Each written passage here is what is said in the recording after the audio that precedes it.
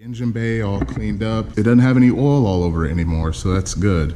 Got the engine block torn down. So I got the deck all cleaned off, got the surface cleaned. Now all I got to do is basically get it all cleaned up. There's no oil on it, so I might go ahead and spray it for them. I'm trashing these, not reusing them. And basically we're just gonna wait on the gaskets to get here. I'm gonna button everything up. Hopefully when he comes here he can see that and he'll be really excited.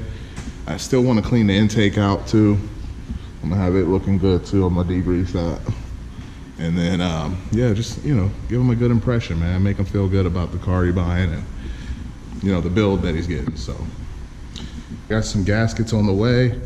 Harness should be ready either tomorrow or Tuesday. Today is Sunday. The valve cover's cleaned. I'll probably make another pass on these. They were all dirty before, and they look good when they clean and stuff. So we just trying to make it look good and make sure it run good too.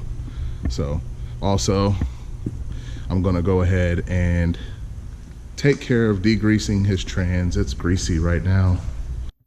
That all degreased. We're gonna take this off here, plug it up, and make it look good, baby. You know, make it look good, and throw this bad boy in here. That's all it is to it, man. We're gonna get it done. Got the harness, fuel system, cooling system. We're gonna reuse the old radiator, and we're gonna go with the mechanical fan for now. He might change his mind because, you know, the fan is kind of ugly, but you know, if you want electrical fans, that's a whole nother system. So y'all stay tuned.